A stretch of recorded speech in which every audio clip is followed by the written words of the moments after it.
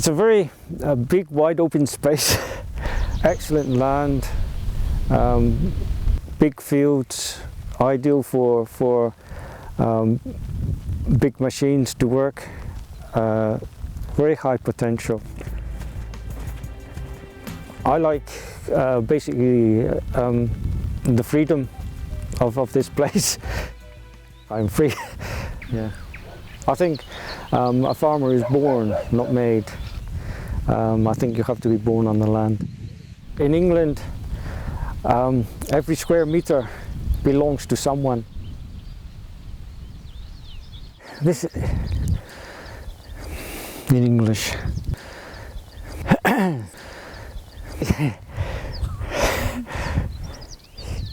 Here are my my cows and my young stock and my sheep.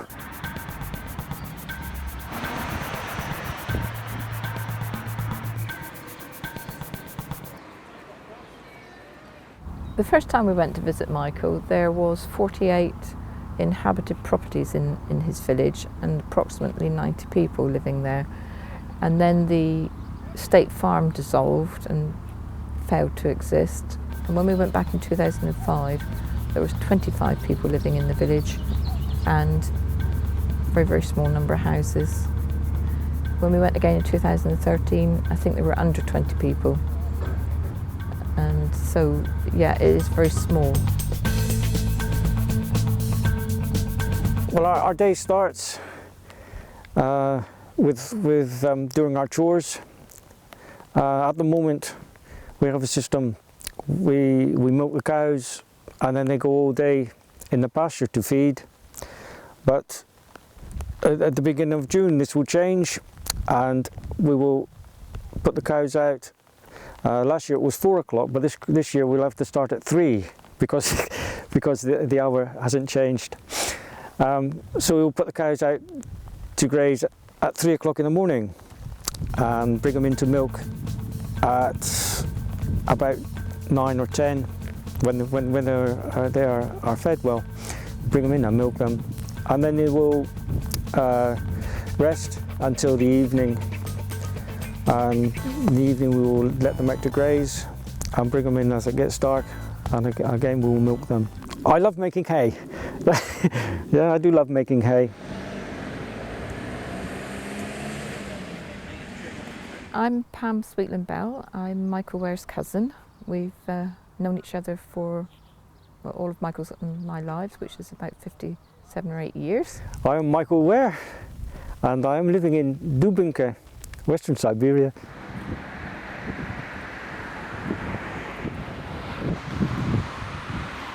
I was born more out towards North Devon, which is where Michael was also born. So when we were really small, we were quite close together.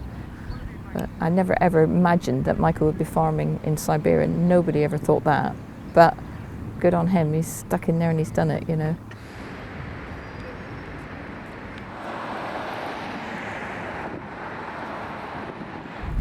As a youngster, we learned very little about Russia at school. My first thoughts or first imagination of Siberia being a very small country, very cold, and they only have salt mines.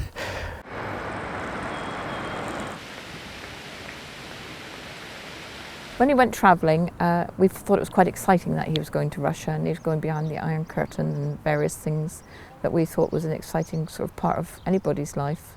When he came home and said he wanted to settle there, but if he'd settled there, would I go to visit? I thought, great, I'd love to go to Russia.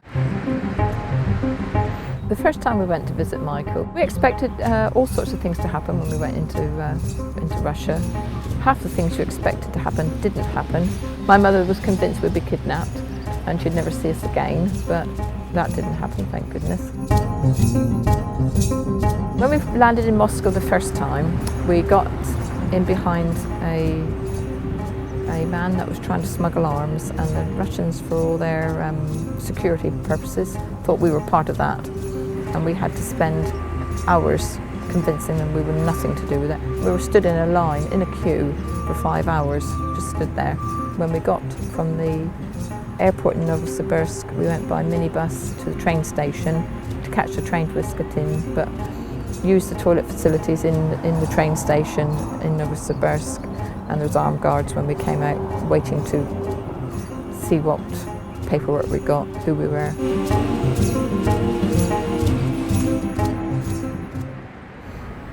We did discover that people look at you but they don't speak to you. Nobody likes to speak to you very much. They sort of sit on a train and look at you a lot because you look like an English person in their country and they wonder why you're there. And they can't speak English anyway, we can't speak Russian, so they're not going to say a lot. The first journey to Siberia, we left home at 1 a.m. in the morning and we were driven to the coach station at Taunton, 4 hours on a National Express bus to Heathrow, and then a 3-hour wait for the aeroplane, and away we went to Moscow, 4-hour flight. Then it was a 4-hour wait, and then it was a flight to Novosibirsk, and after the flight from Novosibirsk we were in a minibus to the train station from Novosibirsk to Iskatin, and then we were on another bus from Iskatin partway to the village, and then we had to get out, and we were hoping to meet the school bus, which we never did, so we walked. And that was fine, that was lovely, but that was 42 hours door to door.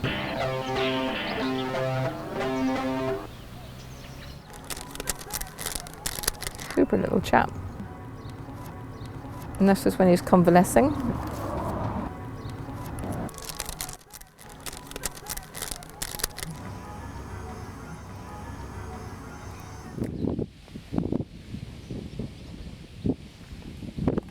Well, I came to Dubinka about 22 years ago. Michael's dark period was like any broken marriage. You don't expect the broken marriage, and when it comes, it's going to make you feel really, really bad, really, really rough, because it's such a shock to the system.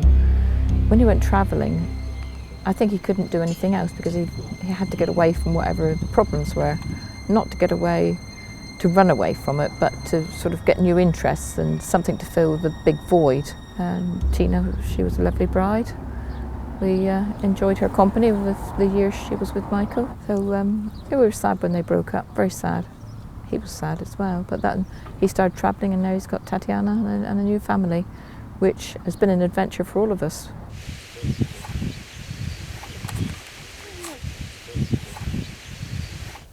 The first few years I think people found it a bit strange, but then the locals sort of accepted me anyway. My future wife lived next door, and at first I was sort of friends with her father because he was a tractor driver and we had much in common, and we worked together, and I quite often spent evenings there because they had television.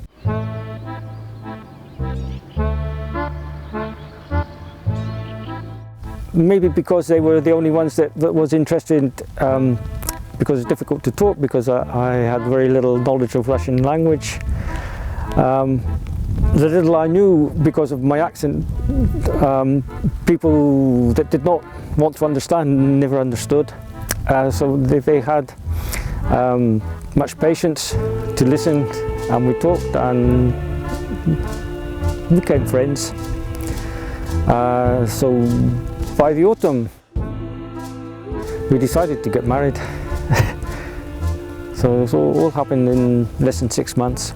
I had an Oxford pocket dictionary, which was my my Bible, which I took everywhere with me. And with Tanya, we often sat and drew pictures of what we were thinking or what we wanted to do. And that's how we spent our evenings together.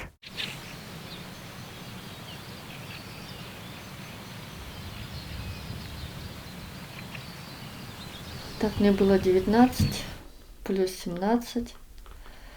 37, да? Сколько 36. 36 даже было, да. 36 лет.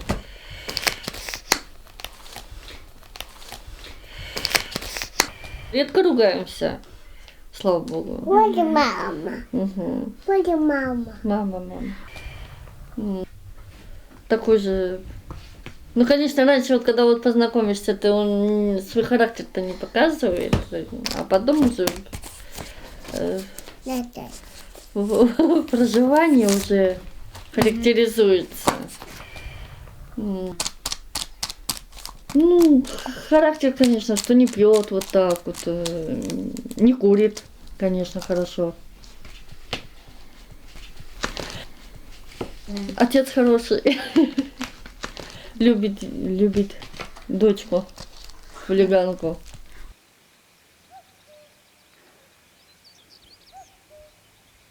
Да все его называют, ну как Майкл и все. Ну, редко кто может сказать Миша. Раньше, чем школа, я уже знал, что он англичанин, иностранец. Ну, как бы отношение нормально было, как бы. Кто меня знал, тот и папу знал, как бы никто сильно не спрашивал. Ну, мы ездили в 2008 году зимой, на новогодние каникулы, получается. Ну, природа понравилась, тепло зимой. Ну, много чего понравилось. Ну, мечтаю как дом построить. Может быть, хозяйство и чтобы все было.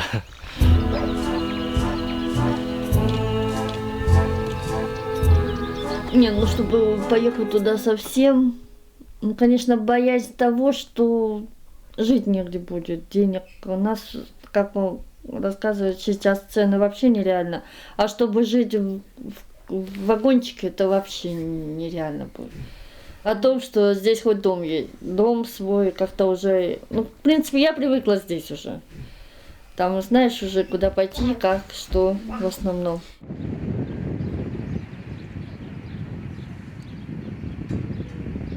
Your father lives there. No, my father now lives several miles away by the sea, a place called Watchet.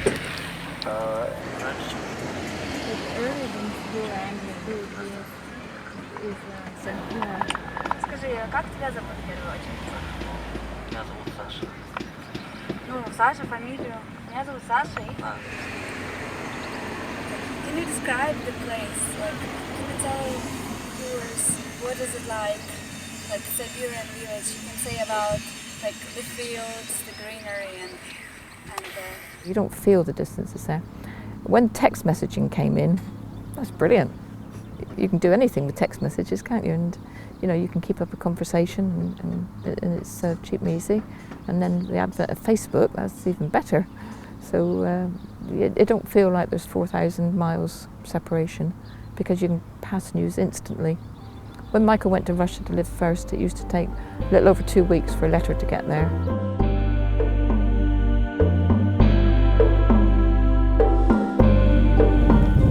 I find internet. I've found a lot of friends which I haven't had contact for maybe 30 or 40 years, and it's very nice to make contact. But on the other hand, it do tend to make you feel sort of homesick. Yeah, you sort of see what they're doing, how they've made their lives, and you think, well, that could have been me, and so I'm here, still sort of doing everything as it was sort of 100 years ago. We used to write a lot. Not that, I wouldn't say we wrote that often, a few times a year, but I would write reams and Michael would write very good letters as well. Perhaps not as often as he would like, but because there's always a lot to do, but he would write really interesting letters and tell you about the prices of everything and what they were doing and how things were comparable to over here, and so the downsides as well, which are obviously there were some, because he's an Englishman moving into Siberia, and they were not used to having Englishmen turn up, so it was quite a shock to the Russians to have suddenly this Englishman in their midst.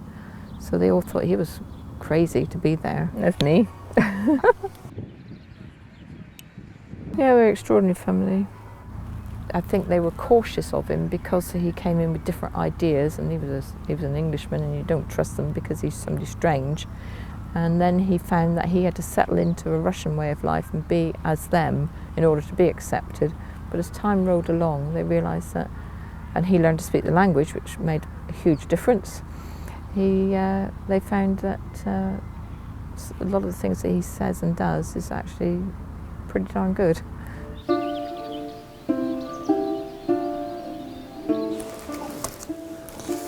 Co Palin, lubisz fotografię smutek, nie?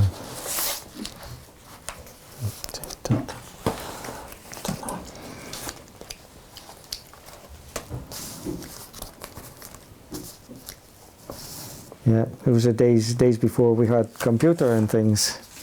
So this is all photos which they took. This was from early days in Siberia. This is my cousin Pamela. This is our eldest son. We need to put glasses on. This is, I think this is Sasha. A lot of years ago.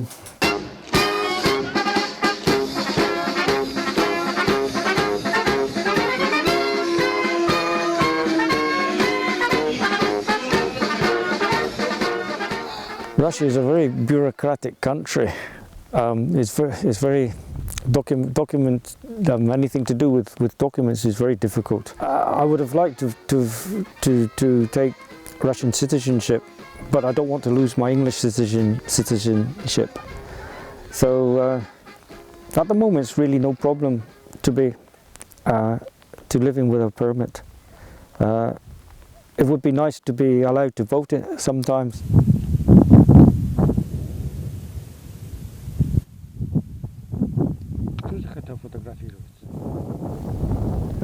The only other thing that not having a Russian passport, I'm not able to be a volunteer fireman for Dubinka. Although if there is a fire, then I do tend to put it out. But we tend to keep the tradition for Christmas to have like a traditional English Christmas dinner, and then the New Year is done by Russian style, yeah. So I like a lot of Russian food, yeah.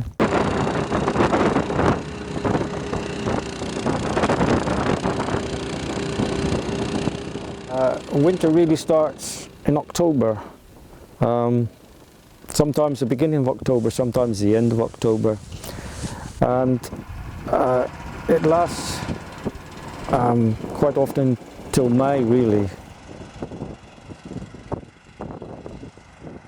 Everything is frozen and the temperature gradually goes down to -20, -30. The coldest that I've witnessed is about 48, I think it was. Yeah. Spring starts with snow. Yeah, it's difficult to explain really. Things start growing under the snow.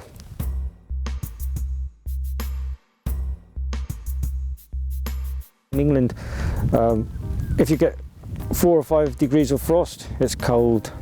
Whereas here, 4 or 5 degrees of frost it's warm. Yeah. People just think Siberia is all snow. They don't think there's anything else. And unfortunately, some people don't realise it's ordinary human beings that live there. They think they're sort of some obscure race that are not normal people because they live in the frost and the snow and they drink vodka. But inside of all of that is real people, real lives, and very, very hospitable.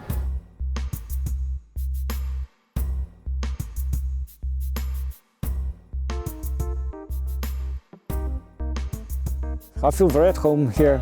I don't feel myself as being a foreigner in Dubinka. Maybe when I go to the town I feel myself as a foreigner, but not in Dubinka.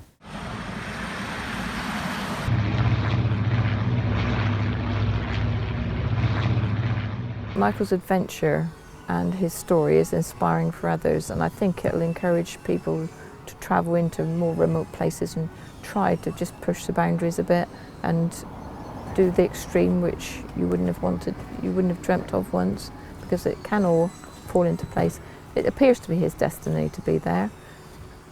He's happy there. Siberia is a very special place. It's a special place in our hearts because there may be a lot of snow, but the fact that Michael's found love there proves that it's to him, it's the best place on earth.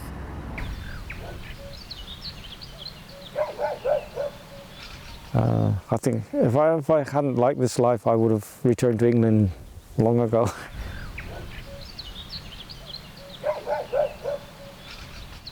Yes, I'm an Englishman. In Dubinka, I am Dubinsky. I am Dubinsky. Not English, not Russian. A Dubinsky.